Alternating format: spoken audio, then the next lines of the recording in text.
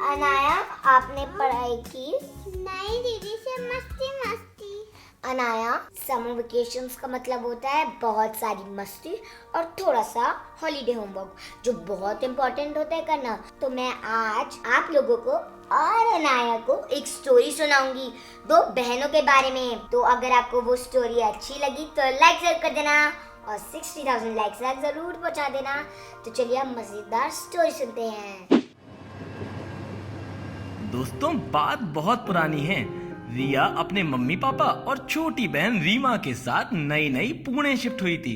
वो बहुत ज्यादा शरारती थी और रिया और उसकी छोटी बहन का एडमिशन भी पास ही के स्कूल में हो गया। रिया, रीमा, नया स्कूल कैसा है बच्चों? बहुत अच्छा है मम्मा, मेरे तो बहुत सारे दोस्त भी बन गए। और रीमा बेटा, आपके दोस्त नहीं बने?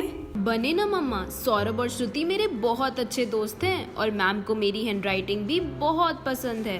वेरी गुड बेटा। रिया, तुम भी अच्छे से पढ़ाई करो और शरारतें कम करो। भाई जल्द ही रीमा और रिया दोनों के समर वेकेशन स्टार्ट होने वाले थे।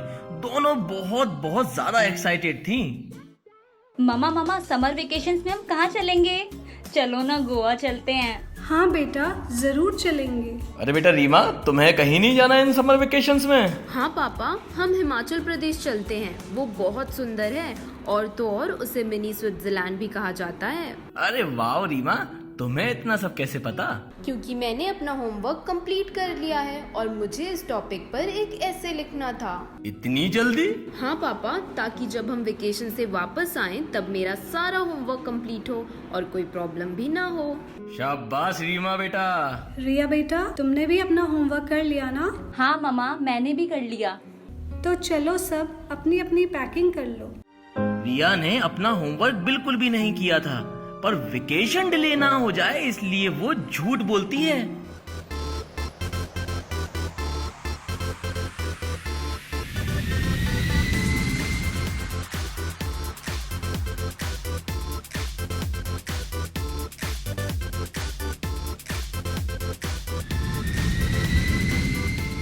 वेकेशन कब खत्म हो गया, रिया को इस बात का एहसास ही नहीं हुआ और उसने अपना होमवर्क भी नहीं किया।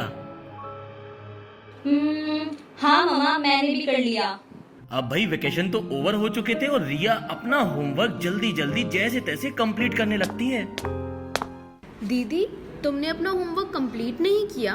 अरे रीमा, थोड़ा सा ही तो रह गया है, जल्दी ही हो जाएगा। दीदी, तुमने जाने से पहले झूठ क्यों बोला था? झूठ बोलना तो गलत है ना? रीमा, तू जा यहाँ से, जल्दी से मुझे होमवर्क करने दे।